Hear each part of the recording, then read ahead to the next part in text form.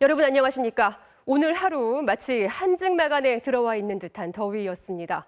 서울과 수도권 곳곳의 한낮 기온은 37도를 넘어섰고요. 전국 대부분 지역이 폭염이었습니다.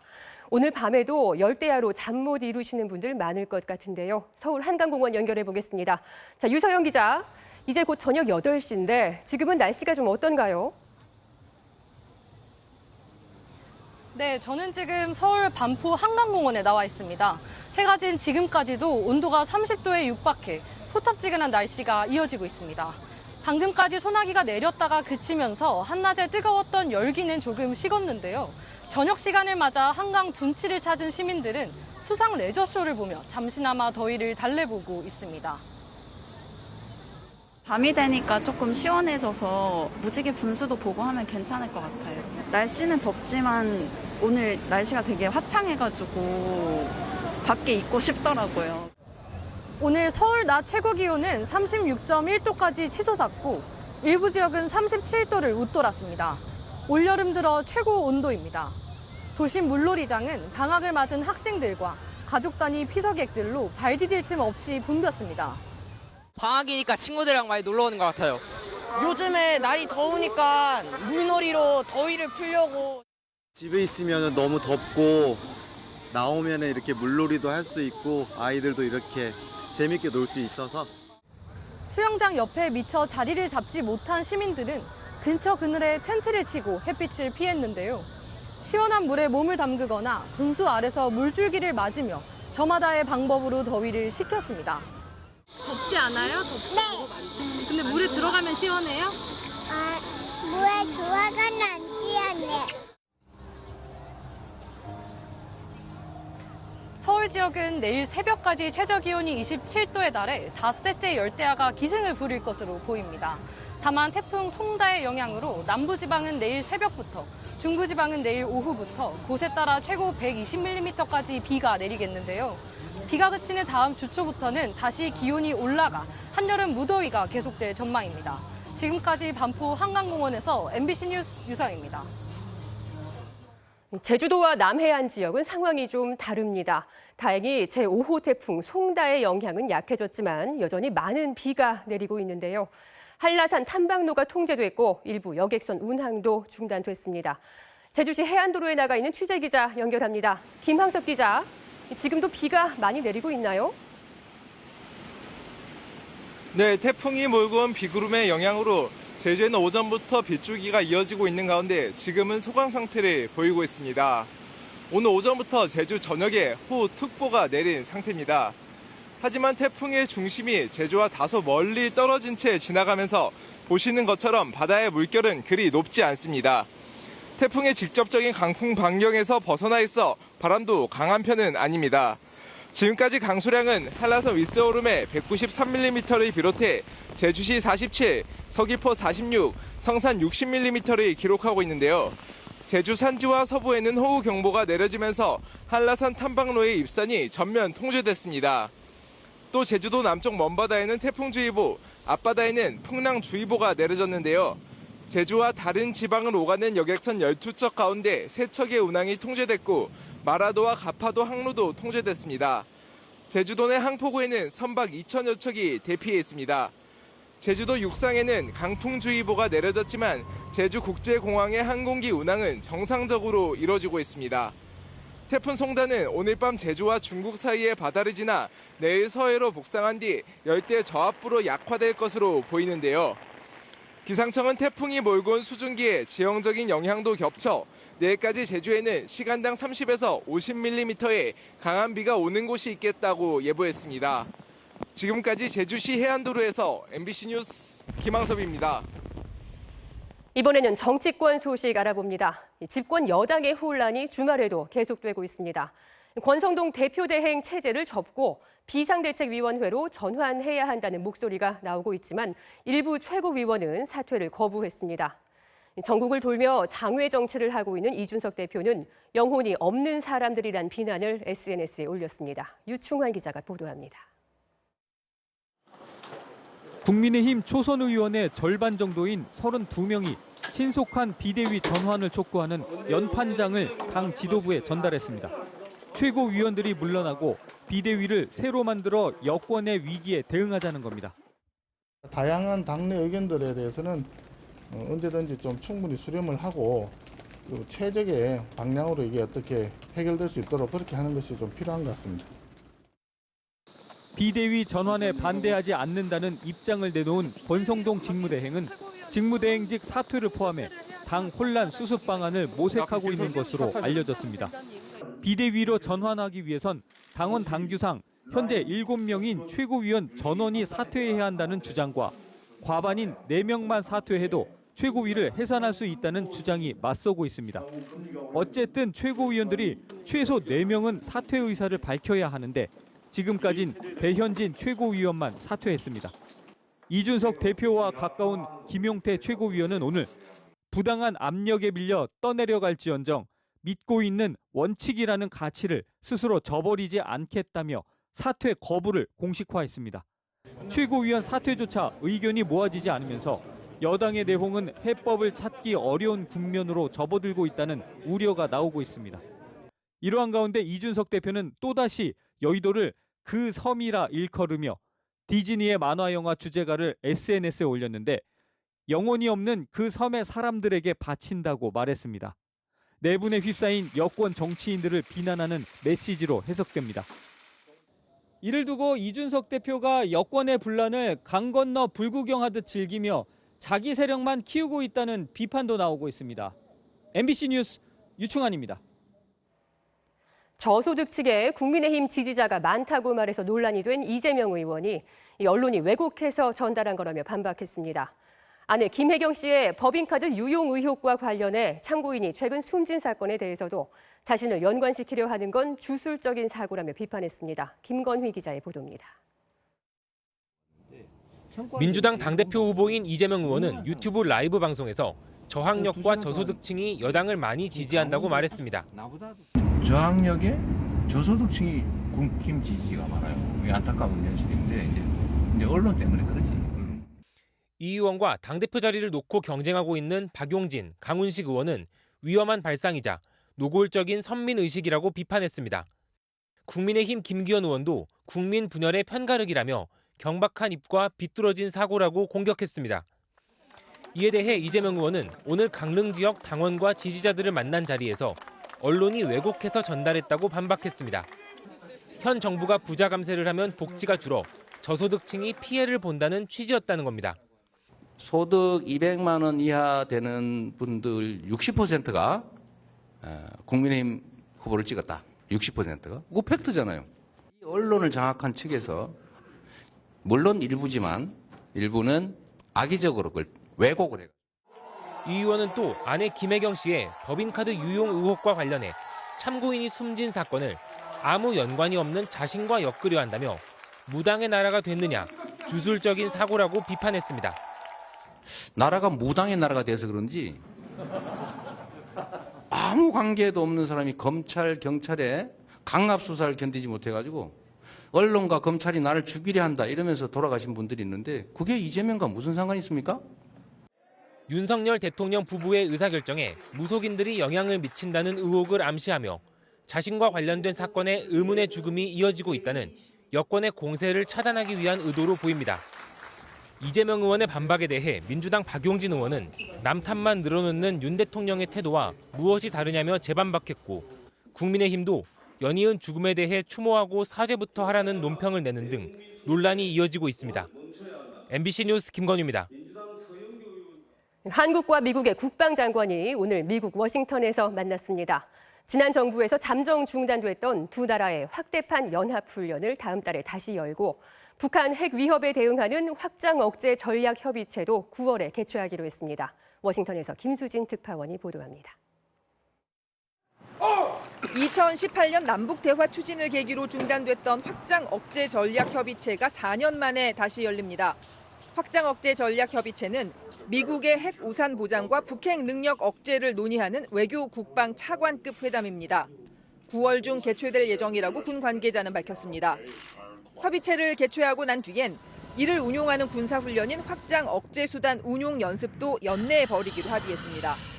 북한의 핵 위협 단계로부터 단계가 고조되는 그런 상황에서 한미가 군사적으로 긴밀하게 협의한다는 것은 매우 의미가 있는 것이다.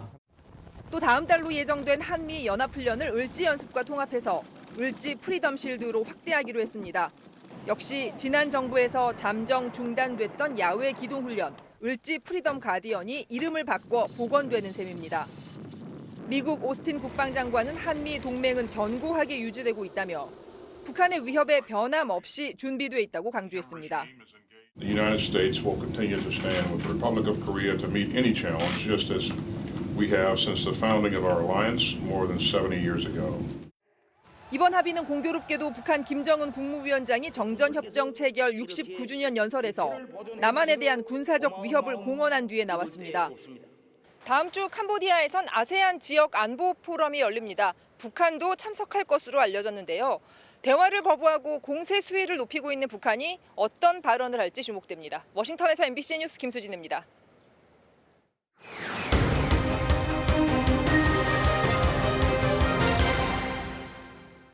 수백여 채의 빌라를 가진 이른바 빌라 왕들이 세입자들의 전세금을 떼먹는 전세 사기와 관련해서 최근 저희가 연속 보도해드렸는데요. 보도 이후 제보가 쏟아졌습니다. 이번에는 인천인데 비슷하게 당했다는 사람들이 한둘이 아니었습니다. 박진준 기자가 취재했습니다. 인천 미추홀구에 사는 김모 씨. 살고 있는 전셋집이 경매에 넘어갔다는 법원 서류를 받았습니다. 지금 사는 게 아니죠. 그 뒤로 잠을 제대로 잔 적이 없어요. 이 씨는 작년 6월 전세보증금 6,500만 원을 주고 빌라에 입주했습니다. 집주인의 담보대출이 있었지만 부동산에서 안전하게 보증한다는 서류까지 써줘 철석같이 믿고 계약했습니다. 이 법인인데 사업자는 재력가이고 소유하고 있는 건물이 100여 채에 달하고 그래서 걱정할 필요 전혀 없다. 안전하다. 이렇게. 당시 주변 빌라 시세는 최대 1억 4천만 원. 집주인이 담보로 받은 1억 500만 원에 피해자 전셋값 6,500만 원 더하면 결국 빌라는 빚이 더 많은 이른바 깡통주택이었던 겁니다. 인근 아파트에 사는 박모 씨도 6,500만 원 주고 들어간 전셋집이 경매에 넘어갔습니다. 위층도 아래층도 같은 건물 30여 세대가 법원 경매로 넘어갔는데 집주인은 모두 같습니다. 저는 지킨 것만 65세대 아파트 중에 대략적으로 한 35개 정도는 지금 잡혀있고. 피해자 김 씨가 전세 계약을 한 공인중개사에게 물어봤습니다. 집주인은 인근에 70여 채의 집을 갖고 있는 전문 임대사업자라고 했습니다. 지금 금리가 갑자기 올라가면서 담당에서 올 초부터 지금 문제가 됐어요. 시세를 넘기지 않는다는 거예요. 시세 파악을 해가지고 시세 안에서 진행을 한다는 거예요. 피해자들은 인터넷 카페를 개설해 대책을 논의하고 있습니다. 일부는 집주인을 경찰에 고소하는 등 전셋값 지키기에 나섰지만 당장 전세금을 찾기는 쉽지 않아 보입니다. MBC 뉴스 박진준입니다. 우유값을 둘러싼 갈등이 커지고 있습니다. 지금보다 값을 낮춰야 한다는 게 정부와 우유 회사들의 입장이고요. 농민들은 사료값이 이렇게 올랐는데 줄도산하라는 거냐며 반발하고 있습니다. 갈수록 우유 소비가 줄어들고 있는 게 문제인데 이 갈등을 어떻게 풀어야 할까요? 임상재 기자입니다. 젖소 키우는 농민들이 우유를 드럼통에 쏟아버리고 있습니다. 전국의 도청 앞에서는 2주 넘게 농민들의 릴레이 시위가 이어지고 있습니다. 정답 폐기하라! 폐기하라! 폐기하라! 국회 앞에서도 농성이 계속되고 있습니다. 농민들은 정부가 추진하고 있는 원유 가격 제도 개편에 반대하고 있습니다. 아이들 수가 줄면서 우리나라의 우유 소비량도 함께 줄어들고 있습니다. 2001년 1인당 36.5kg이었는데 2020년 31.8kg으로 줄었습니다. 하지만 그 사이 우유값은 계속 올랐습니다. 2001년 1리터 629원이었는데 2020년 1,083원입니다. 생산비의 연동에 값을 올려주고 있기 때문입니다. 정부와 우유 회사들은 우유 소비를 늘리기 위해 값을 낮춰야 한다는 입장입니다. 그래서 흰 우유값은 그대로 두고 버터나 치즈를 만드는 가공 우유값을 800원으로 낮추는 개편 방안을 제시했습니다. 농민들은 반발하고 있습니다. 가뜩이나 국제 곡물 가격이 급등하면서 사료값 감당하기도 힘들다는 겁니다. 리터당 생산 비용이 얼마 정도 드나요? 950원에서 거의 이제 1,000원 육박하는 정도로 이렇게 손해를 보고 어떻게 나비를 하겠어요. 농가들이 줄도산을 할 수밖에 없는 상황이 아니지 않나. 낙농협회에 따르면 젖소 농가의 평균 부채는 5억 원이 넘고 최근 2년 사이 농가 228곳이 문을 닫았습니다. 정부는 사료값을 지원해주겠다고 밝혔지만 농민들이 계속 반대하자 최근 협상을 잠정 중단했습니다. 낙농가들은 우유 납품 중단도 검토하겠다는 입장이어서 우유 대란도 우려됩니다. MBC 뉴스 임상재입니다. 코로나19 신규 확진자 수는 8만 2천 명으로 전날보다 다소 줄긴 했지만 이른바 켄타우로스 변이로 불리는 BA.2.75 감염 환자가 3명 더 추가되면서 불안감이 이어지고 있습니다. 이기일 보건복지부 이차관 모시고 코로나 재확산 상황 자세히 알아보겠습니다. 차관님 안녕하세요. 예, 안녕하세요. 지금 현재의 코로나 재확산 상황 정확히 어떤 국면이라고 진단하고 계신가요? 오늘만 하더라도 8만 2천 명 환자들이 새로 나오게 됐었거든요. 그래서 지난주 같은 경우 6만 7천 명 정도가 나왔기 때문에 그전에는 계속 더블링 현상이 있었습니다. 그래서 다소 좀 진정된 국면이라고 볼 수가 있겠습니다. 그렇지만 좀 늘고는 있다. 그렇게 말씀을 드리겠습니다. 변이 출현이다, 재확산이다 해서 걱정하는 분들 많으신데요. 그런데 방역 대책은 크게 바뀌는 게 없는 것 같다 걱정도 하시거든요. 지금 현재 방역 대책의 핵심은 뭔가요? 지금 정밀화된 표적 방역으로 말씀을 드릴 수가 있겠고요. 정밀화된 표적 방역이요? 그렇습니다. 예전 같은 경우는 사실 우리가 그 코로나가 처음에 오니까 너무나 잘 몰랐었거든요. 그러다 보니까 모든 모임 제한도 하고 시간 제한도 하고 다 그렇게 했었거든요. 그런데 지금 같은 경우는 백신도 도입이 됐고 또 치료제도 도입이 됐었거든요. 그 어디에서 환자가 나오는지를 알게 됐습니다. 예를 들면은 어르신들이 많이 계신 요양병원, 요양시설 같은 곳이거든요. 네. 그래서 그런 곳을 타겟으로 해가지고 저희가 정밀하게 정책을 추진하는 것이 필요하지 않나 그런 생각을 하고 있습니다. 핵심 대책 중에 하나가 병상 확보 그리고 그렇습니다. 코로나19 원스톱 의료기관 확대하겠다인데 그렇습니다. 이 확대 속도가 좀 더딘 게 사실이거든요. 괜찮은 건가요? 원스톱 진료기관은 사실 저희가 7월 달까지는 10,000개를 하겠다 말씀을 드렸고요. 네.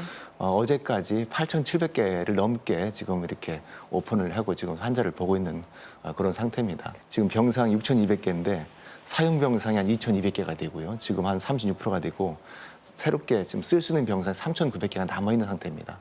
그런데 취약계층의 경우는 진단도 그렇고 치료도 쉽지가 않아서 이 숨은 감염자를 많이 만들어낼 수 있다 이런 걱정이 있거든요. 사실 지금 동네 병원에 오셨을 때 이 검사를 받고 5,000원 정도를 내시게 돼 있거든요. 네. 근데 이것은 유증상자만 돼 있습니다. 그런데 그 직장에서 예를 들면은 이 동료하고 밥을 같이 먹거나 회의를 했을 경우에는 자기 하고 싶은 욕구가 생길 수가 있거든요. 이걸 밀접 접촉자라고 하는데요. 이런 분들도 의사한테 충분하게 설명을 하고 내가 누구하고 접촉을 했다 하게 되면 의사가 바로 인정을 하고 그걸 할 수 있도록 그렇게 저희가 5,000원만 내면 될 수 있도록 했습니다. 다만 이 해외여행을 가신다거나 또 한편으로는 회사 제출용으로 검사를 하시는 분들이 있으세요. 이런 분들은 당연히 기존처럼 돈을 좀 내셔야 된다는 말씀을 드리겠습니다. 네. 마지막 질문인데요. 지금 온라인 반응을 보면요. 이게 방역이 아니라 방치 아니냐 이런 지적들도 나오고 있더라고요. 이거는 어떻게 생각하시나요? 사실 저희가 지금 계속 3조가 더블링이 되고 있다가 네. 지금 잠시 주춤하는 그런 것도 예전에도 보게 되면 환자가 많이 늘어나게 되면 국민들께서 이동량을 줄여주고 계십니다. 국민들이 가장 훌륭한 방역 전문가라고 생각을 하고 있습니다. 정부도 여기에 맞게 최선을 다해서 백신과 치료제를 공급을 하고 또 즉시 갈 수 있는 그런 여러 가지 진단검사 기관이라든지 원스톱 기관을 만들고 혹시라도 아프시게 되면 병상을 잘 준비하는 것이 정부 역할이라고 생각합니다. 차관님 말씀 잘 들었습니다. 감사합니다.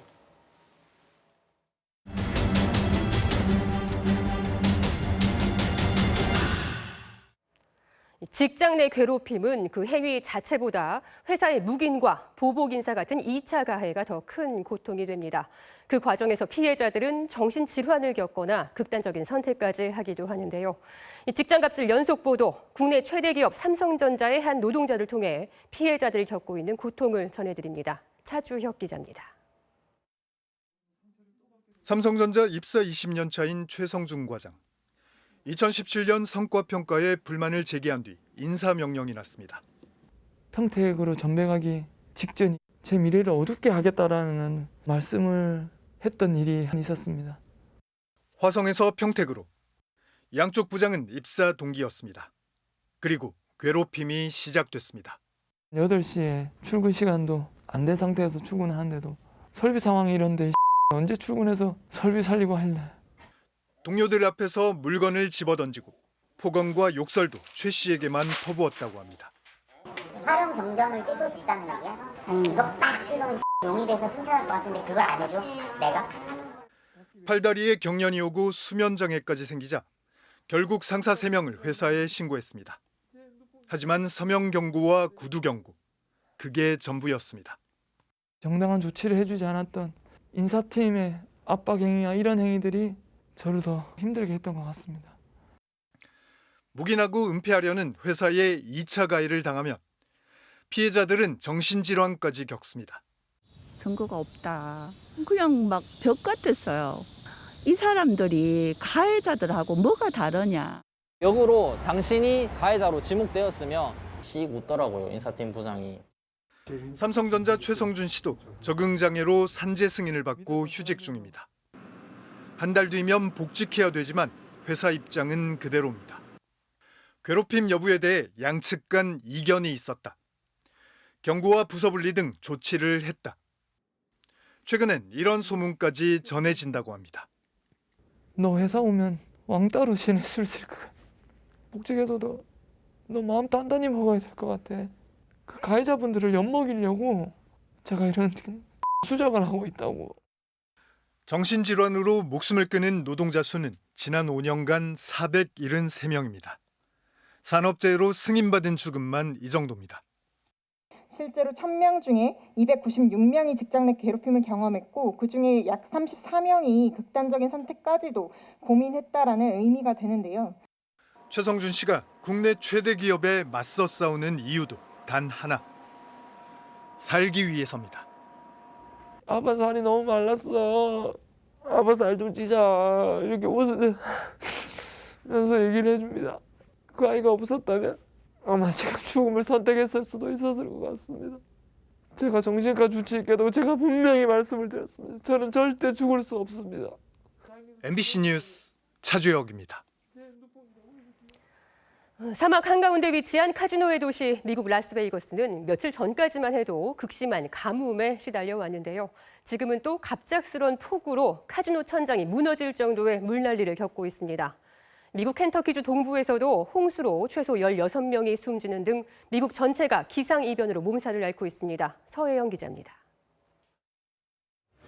거센 빗줄기가 카지노 천장을 뚫고 탁자 위로 쏟아집니다.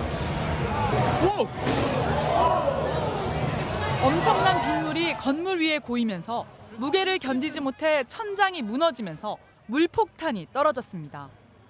카지노 한편의 대형 전광판에서는 빗물이 분수처럼 콸콸 뿜어져 나옵니다. 물에 잠긴 도로에서 차 안에 갇힌 승객은 구조대원의 도움을 받고 겨우 탈출했습니다. 며칠 전까지도 기록적인 가뭄 피해에 시달리던 라스베이거스와 주변 지역이 이번엔 갑자기 물바다로 변한 겁니다. I'm not surprised because water is so powerful that people take it for granted how dangerous it is. And there's a perfect example of what it's done. 미국 켄터키주 동부 지역도 홍수로 마을 대부분이 물에 잠겼고 집이 휩쓸려 망가지고 다리가 무너지는 등 피해가 속출했습니다. 집 전체가 물에 잠겨 지붕 위에서 구조를 기다리는 10대 여학생의 모습도 포착됐습니다. 켄터키 주지사는 이번 홍수로 최소 16명이 사망했으며 숫자는 더 늘어날 것이라고 밝혔습니다. There was a house there in this trailer with this family of 6 and it just washed them away. 미국 전역에서는 최근 들어 기상 이변이 잇따르고 있습니다. 서부 지역을 중심으로 이례적인 가뭄이 이어졌고 이에 지난 22일 발생한 요세미티의 초대형 산불은 유례 없이 빠른 속도로 번져나갔습니다. 반면 켄터키와 미주리, 애리조나를 비롯해 라스베이거스에는 대형 홍수가 발생하는 등 미국 전역이 기후 변화의 영향을 체감하고 있습니다. MBC 뉴스 서혜연입니다. 시민단체와 노동조합의 결합을 차단해야 한다는 내용의 대통령실 내부 문건 어제 보도해드렸는데요. 오늘 민주노총이 이에 대한 진상규명을 촉구했습니다. 민주노총은 해당 문건을 작성한 비선실세의 실체를 공개하고 노동자와 시민을 분열시키려는 시도에 대해 대통령이 사과하라고 요구했습니다.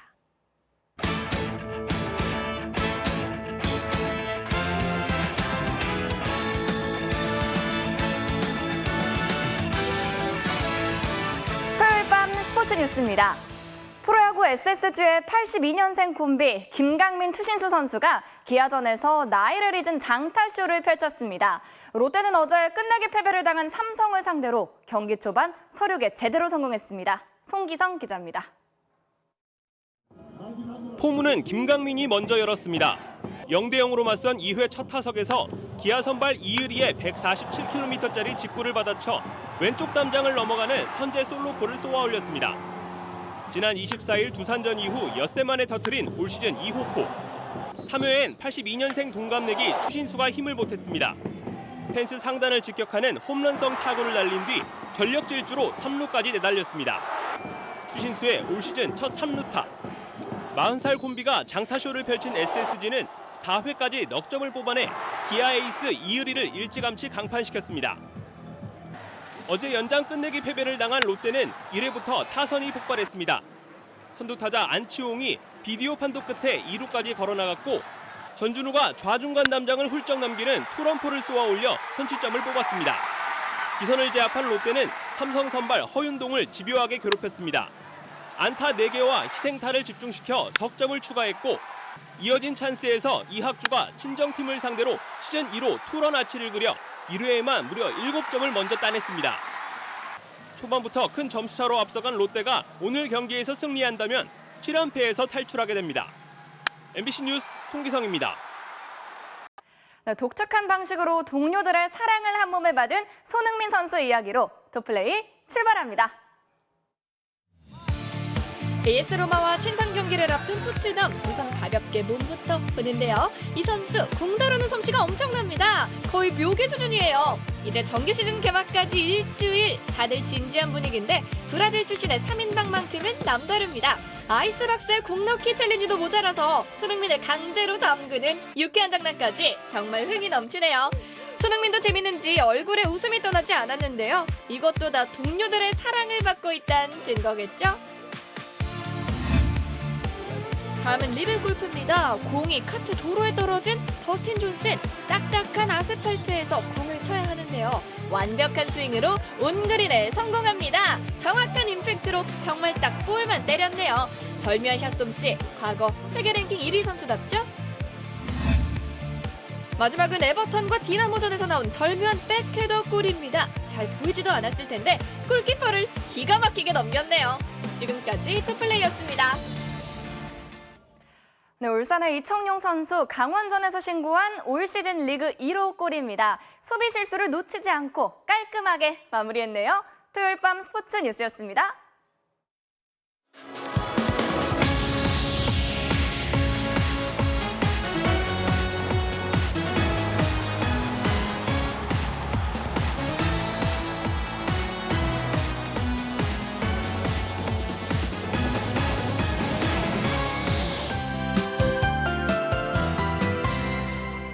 오늘 서울은 36.1도까지 치솟아 올 들어 가장 더운 하루였습니다. 중국 상하이 부근을 향하는 태풍 송다가 뿜어낸 열기가 내륙으로 들어온 건데요.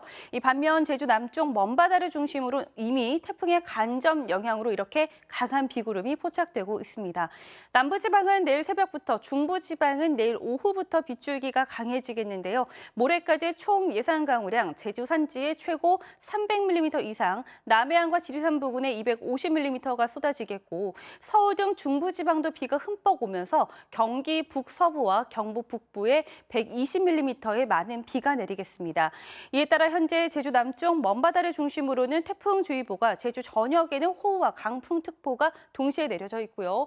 또 지금 내륙의 폭염특보는 내일 비가 오면서 잠시 해제될 전망입니다. 내일은 전국에서 비가 오겠고 해안가는 강한 너울이 밀려오겠습니다. 밤사이 열대야는 여전해서 대부분 지방의 기온 25도로 웃돌겠고요. 낮 기온이 크게 낮아집니다. 서울 30도, 광주 28도에 그치겠습니다. 이번 비는 화요일까지 길게 이어질 전망입니다. 날씨였습니다. 뉴스데스크 여기서 마칩니다. 열대야로 힘든 주말밤인데요. 건강 잃지 않게 유의하시기 바랍니다. 시청해주신 여러분 고맙습니다.